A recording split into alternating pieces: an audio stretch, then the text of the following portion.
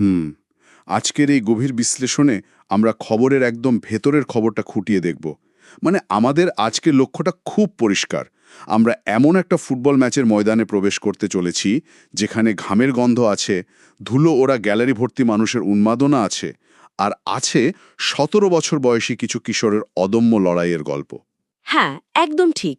আর যারা এই মুহূর্তে আমাদের সাথে আছেন তাদের জানিয়ে রাখি যে আজকের আলোচনার ভিত্তি হল ভিশন নাও নিউজ পোর্টালে প্রকাশিত ২২শে ফেব্রুয়ারি ২০২৬ তারিখের একটা দারুণ স্পোর্টস রিপোর্ট। ঠিক। আর এই রিপোর্টটা মূলত দুর্গাপুরের বি জোনের ভারতী ভলিবল ক্লাব ময়দানে আয়োজিত একটা মেগা ফাইনাল নিয়ে। টুর্নামেন্টের নাম হলো এসআর দাস ও সবিতা ঘোষ স্মৃতি অনূর্ধ্ব ১৭ ফুটবল টুর্নামেন্ট। আপনারা যারা শুনছেন একবার চোখ বন্ধ করে দৃশ্যটা কল্পনা করার চেষ্টা করুন। চারপাশে কানায় কানায় পূর্ণ দর্শক, আর মাঠে চলছে আসানসোল স্পোর্টস একাডেমি এবং সোনামুখী টাউন ফুটবল একাডেমির মধ্যে এক রুদ্ধশ্বাস স্নায়ুর লড়াই। আরে বাপরে, সেই মাঠের পরিবেশটাই তো একটা আলাদা উন্মাদনা তৈরি করে। তবে আমরা আজ শুধু কে জিতেছে বা হেরেছে তা নিয়ে কথা বলবো না। এই মেগা ফাইনালের পেছনের ট্যাকটিক্যাল নকশা আর খেলোয়াড়দের মনস্তাত্ত্বিক যুদ্ধটা বিশ্লেষণ করাই আমাদের মূল উদ্দেশ্য। আর তার সাথে সাথে এই টুর্নামেন্টের সাথে জড়িয়ে থাকা মানুষগুলোর আবেগ নিয়ে কথা বলাটাও খুব জরুরি। তা তো বটেই। মানে ইতিহাস বলতে গেলে এই টুর্নামেন্টের ট্রফির গায়ে যে নামগুলো লেখা আছে সেগুলো তো শুধু নাম নয়, সেগুলো এক একটা লিজেন্ড। যেমন ধরুন সবিতা ঘোষের কথা যদি বলি। সবিতা ঘোষকে তো দুর্গাপুরের ফুটবলের জননী বা মাদার অফ ফুটবল বলা যায়। মানে ভাবলে অবাক লাগে, তিনি নিজের বাড়িতে অচেনা অজানা খেলোয়াড়দের আশ্রয় দিতেন, নিজের হাতে রান্না করে খাওয়াতেন। এই যে একটা মাতৃত্ববোধ, এটাই তো তৃণমূল স্তরের ফুটবলের আসল শক্তি। হ্যাঁ, মানে এই মানুষগুলোর জন্যই তো দুর্গাপুর শুধু ইস্পাতের শহর হয়ে আটকে থাকেনি। শহরটার একটা বিশাল বড় হৃদয় আছে। সবিতা দেবীর সেই ত্যাগের ফলটা দেখুন আজ। তারই নাতি আজ ইন্ডিয়ান ন্যাশনাল টিমের হয়ে খেলছে। এটা পুরো দুর্গাপুরের জন্য কতটা গর্বের একটা বিষয়। সত্যি গায়ে কাঁটা দেয় গল্পটা শুনলে। আর অন্যদিকে এসআর দাসের কথাও তো আমাদের বলতেই হবে। তিনি তো শুধু একজন ক্রীড়ানুরাগী ছিলেন না, তিনি ছিলেন একজন কিংবদন্তি সমাজকর্মী, যিনি সারা জীবন একটা সমতা ভিত্তিক সমাজ গড়ার লড়াই, আপসহীন লড়াই চালিয়ে গেছেন।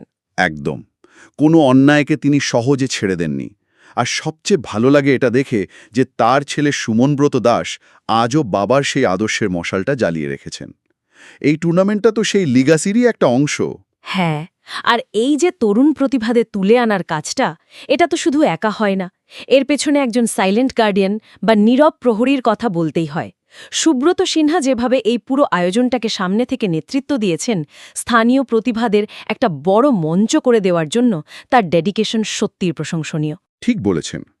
এবার যদি আমরা একটু মাঠের লড়াইয়ের দিকে তাকাই, ওই যে এসআর দাসের আপসীন লড়াইয়ের কথা আমরা বলছিলাম না, আসানসোল স্পোর্টস একাডেমির ফুটবলারদের খেলার ধরনের মধ্যে যেন সেই বৃহত্তর সামাজিক লড়াইয়েরই একটা ছায়া দেখতে পাওয়া গেল ফাইনালে। হ্যাঁ, প্রথমার্ধের খেলা যদি আমরা বিশ্লেষণ করি, সোনামুখী টাউন ফুটবল একাডেমি কিন্তু শুরু থেকেই ম্যাচের নিয়ন্ত্রণ নিজেদের পায়ে রাখার চেষ্টা করেছে। একের পর এক আক্রমণ শানিয়ে আসানসোলের রক্ষণভাগকে রীতিমতো কোণঠাসা করে ফেলেছিল তারা। কিন্তু ওই যে আসানসোলের ডিফেন্স যেন একটা ইস্পাতের প্রাচীরের মতো দাঁড়িয়েছিল। সোনামুখী বারবার আক্রমণ আছড়ে ফেলেছে, আর আসানসোল কোনোভাবেই প্রতিপক্ষকে জায়গা ছাড়েনি। এসআর দাসের সেই আপসীন স্পিরিটটাই যেন মাঠে ফুটিয়ে তুলেছিল ওই কিশোররা। ঠিক এই জায়গাটাতেই আসানসোলের ট্যাকটিক্যাল ডিসিপ্লিনটা চোখে পড়েছে। যারা ফুটবলের কৌশলগত বিষয়ে খুব একটা পরিচিত নন, তাদের জন্য আমি বিষয়টা একটু সহজ করে ব্যাখ্যা করি। আসানসোল মাঠে যেটা করছিল সেটাকে বলে লো ব্লক ডিফেন্স। হ্যাঁ, মানে সোজা কথায় বলতে গেলে পুরো দলটা একটু নিচে নেমে এসে রক্ষণ সামলাচ্ছিল, তাই তো? একদম তাই। আর এর ফলে সোনামুখী বক্সের কাছাকাছি এসে কোনো ফাঁকা জায়গা পাচ্ছিল না। কিন্তু আসানসোল শুধু ডিফেন্স করেই বসে থাকেনি, তারা কাউন্টার অ্যাট্যাক বা প্রতি আক্রমণের একটা দারুণ ছক কষেছিল। কাউন্টার অ্যাট্যাক হল প্রতিপক্ষ যখন আক্রমণ করার জন্য তাদের দলের বেশিরভাগ খেলোয়াড়কে আপনার অর্ধে পাঠিয়ে দেয়, তখন বল কেড়ে নিয়ে অত্যন্ত দ্রুত গতিতে তাদের ফাঁকা অর্ধে আক্রমণ শানানো। বাহ, দারুণ বোঝালেন ব্যাপারটা। মানে জীবনের ক্ষেত্রেও তো বিষয়টা অনেকটা এরকমই। যখন চারপাশ থেকে প্রচুর চাপ আসে তখন মাথা ঠান্ডা রেখে ডিফেন্ড করা আর সুযোগ পেলেই নিজের লক্ষ্যভেদ করা। আসানসোলের মাঝমাঠের খেলোয়াড়রা এই ট্রানজিশনটা খুব দ্রুত করছিল। হ্যাঁ, আর এই ট্যাকটিক্যাল দাবা খেলার জন্যই নির্ধারিত সময় স্কোরলাইন থাকল গোল শূন্য, মানে 0-0। দুই শক্তিশালী দলের এই টক্করকে আক্ষরিক অর্থেই ক্ল্যাশ অফ টাইটান্স বলা যায়। এরপর ম্যাচ গড়ালো সেই চরম স্নায়ুক্ষয়ী পর্যায়ে, অর্থাৎ টাই ব্রেকার। টাই ব্রেকার মানেই তো একটা ভয়াবহ চাপ। অনূর্ধ্ব 17 স্তরের খেলায়, যেখানে দর্শকদের চিৎকারে কান পাতার দায়, সেখানে মাঠের মাঝখান থেকে ওই 12 গজে স্পট পর্যন্ত হেঁটে যাওয়া, এই পুরো প্রক্রিয়াটা তো একজন কিশোরের জন্য পাহাড় প্রমাণের চাপের। এই মনস্তাত্ত্বিক বিশ্লেষণটা খুব জরুরি। 5-4 ব্যবধানে জেতার এই স্নায়ুর চাপ কতটা বিশাল হতে পারে সেটা শুধু ওই খেলোয়াড়রাই জানে। তাদের মাথায় তখন ঘোরে গোটা টিমের পরিশ্রম আর গ্যালারিতে বসা হাজার হাজার দর্শকের উন্মাদনা। আর এই বয়সটাতে তো ইমোশনাল রেগুলেশন বা আবেগ নিয়ন্ত্রণের ক্ষমতা পুরোপুরি তৈরি হয় না। তাই এত বড় মঞ্চে মাথা ঠান্ডা রেখে আসানসোল স্পোর্টস একাডেমি যে শ্রেষ্ঠত্বের মুকুট ছিনিয়ে আনল, এটা ভেবেই আমি অবাক হচ্ছি। সত্যি তাই। এই তীব্র মানসিক চাপকে জয় করেই তারা ফাইনালে জিতেছে। আর এই মানসিক দৃঢ়তার পেছনে ব্যক্তিগত নৈপুণ্যের একটা বড় ভূমিকা থাকে। আসানসোলের মেঘনাদ বাউরির কথা আলাদাভাবে বলতেই হয়। তিনি তো ফাইনালে ম্যান অব দ্য ম্যাচ নির্বাচিত হয়েছেন। হ্যাঁ, রিপোর্টে মেঘনাদের অসামান্য ড্রিবলিং আর নিখুঁত পাসিংয়ের কথা খুব সুন্দরভাবে উল্লেখ করা হয়েছে। এত চাপের একটা ম্যাচে মেঘনাদ তো দলের জন্য একটা প্রেশার রিলিজ ভ্যালভ হিসাবে কাজ করেছে।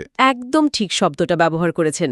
সোনামুখী যখন ক্রমাগত চাপ তৈরি করছিল, তখন মেঘনাদ বল পায়ে নিয়ে হোল্ড করেছেন, ড্রিবল করে প্রেসিং লাইন ভেঙেছেন। আর এই ব্যক্তিগত নৈপুণ্যগুলোই সবিতা ঘোষের মতো মানুষদের স্বপ্ন পূরণ করে। সবিতা দেবী বেঁচে থাকলে আজ হয়তো সবচেয়ে বেশি খুশি হতেন এই ফিউচার স্টারদের দেখে। মেঘনাদের পাশাপাশি আসানসোলেরই তুহিন দাসের কথাও আমাদের বলতে হবে। তিনি এই প্রতিযোগিতা প্লেয়ার অব দ্য টুর্নামেন্ট বা টুর্নামেন্টের সেরা খেলোয়াড় নির্বাচিত হয়েছেন। গোটা টুর্নামেন্ট জুড়ে ধারাবাহিকভাবে পারফর্ম করা তো আর সহজ কথা নয়। একদমই না। টুর্নামেন্টের সেরা হওয়াটা একজন খেলোয়াড়ের ফিটনেস আর ধারাবাহিকতার প্রমাণ দেয়। তুহিনের এই ধারাবাহিকতা প্রমাণ করে যে তার মধ্যে একজন পেশাদার খেলোয়াড় হওয়ার সমস্ত রসদ লুকিয়ে আছে। এই কিশোররাই তো আগামী দিনে বৃহত্তর ফুটবলের মঞ্চে আলো ছড়াবে। তা তো বটেই। তবে এই প্রতিভাদের উঠে আসার জন্য একটা সুশৃঙ্খল পরিবেশও প্রয়োজন। মেগা ফাইনালে ম্যাচ অফিসিয়ালদের ভূমিকা নিয়ে আপনার কি মত? প্রধান রেফারি বিশ্বজিৎ ভান্ডারী যেভাবে ম্যাচটা পরিচালনা করেছেন, সেটা তো তৃণমূল স্তরের ফুটবলের জন্য একটা বড় বিজ্ঞাপন। একদম সঠিক পয়েন্ট তুলেছেন। একটা ভুল সিদ্ধান্ত পুরো মাঠের পরিবেশ উত্তপ্ত করে দিতে পারত। কিন্তু বিশ্বজিৎ ভান্ডারী অত্যন্ত ঠান্ডা মাথায় খেলাটাকে নিজের নিয়ন্ত্রণে রেখেছিলেন। আর তার যোগ্য সহকারী লাইনম্যান তারকনাথ ঠাকুর, আশিস দাস ও রামপ্রসাদ ঘোষও নিখুঁতভাবে দায়িত্ব পালন করেছেন। এই শৃঙ্খলাটাই তো তৃণমূল স্তরের খেলায় সবচেয়ে বেশি দরকার। আর এই সুশৃঙ্খল পরিবেশ তৈরি করার পেছনে আয়োজক কমিটির সম্পাদক বাণীপ্রসাদ পাল এবং সভাপতি নাবেন্দ্রনাথ ভট্টাচার্যের প্রচেষ্টার প্রশংসাও আমাদের করতে হবে। তারা যে পরিকাঠামোটা দিয়েছেন সেটা সত্যিই অভাবনীয়। এর পাশাপাশি সানাকা এডুকেশনাল ট্রাস্টের মতো পৃষ্ঠপোষকদের অবদান অত্যন্ত গুরুত্বপূর্ণ। স্থানীয় খেলাধুলাকে উৎসাহিত করতে তাদের এই এগিয়ে আসাটা একটা বড় সামাজিক বার্তা বহন করে। হ্যাঁ, আর যখন দুর্গাপুর স্টিল প্ল্যান্টের সিজিএম HR শ্রীমন্ত নারায়ণ পাণ্ডা বা ইনকাম ট্যাক্সের জয়েন্ট কমিশনার সুদীপ চ্যাটার্জির মতো বিশিষ্ট অতিথিরা মাঠে উপস্থিত থাকেন, তখন সেটা এই কিশোরদের কাছে কী ধরনের বার্তা পৌঁছায় বলে আপনার মনে হয়? এটি একটি অত্যন্ত ইতিবাচক প্রভাব ফেলে। ওই 17 বছর বয়সী কিশোররা বুঝতে পারে যে সমাজ তাদের প্রতিভাকে স্বীকৃতি দিচ্ছে।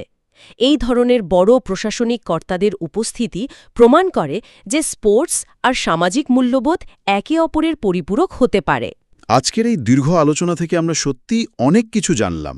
দুর্গাপুর যে শুধু একটা ইস্পাতের শহর নয়, এটা এমন একটা জায়গা যেখানে খেলাধুলা ও সামাজিক মূল্যবোধ একে অপরের হাত ধরে হাঁটে। দাস এবং ঘোষ পরিবারের এই লিগেসি সত্যিই আমাদের গভীরভাবে ছুঁয়ে যায়। হ্যাঁ, সোনামুখীর প্রেসিংকে আসানসোল কিভাবে তাদের ইস্পাত কঠিন রক্ষণ দিয়ে রুখে দিল, কিভাবে মেঘনাদ আর তুহিনরা ভবিষ্যতে তারকা হিসেবে উঠে এলো, এই সব কিছুই আসলে জীবনেরই এক একটা গল্প। একদম ঠিক। এই জায়গাতেই আজকের পর্বের শেষ প্রান্তে দাঁড়িয়ে যারা আমাদের শুনছেন, তাদের ভাবনার জন্য আমি একটা গভীর প্রশ্ন ছুড়ে দিতে চাই। একটু ভেবে দেখুন, আজকের এই 17 বছর বয়সী কিশোররা যারা 5-4 গোলের এমন শ্বাসরুদ্ধকর টাইব্রেকারের স্নায়ুর চাপ অনায়াসে সামলে নিচ্ছে, তারা যখন জীবনের বৃহত্তর ও কঠিনতর ময়দানে পা রাখবে তখন এই ফুটবলের শিক্ষা তাদের কিভাবে পথ দেখাবে। দারুণ একটা পয়েন্ট। এই ছোট ছোট জয়গুলোই তো আসলে আগামী দিনের বড় কোনো জাতীয় রত্ন তৈরির প্রথম ধাপ। একদমই তাই। জীবনের কোনো কঠিন সিদ্ধান্ত নেওয়ার মুহূর্তে হয়তো তাদের মনে পড়বে সেই 12 গজের দূরত্বের কথা, সেই গ্যালারির গর্জন আর মাথা ঠান্ডা রেখে লক্ষ্যভেদ করার মন্ত্রের কথা।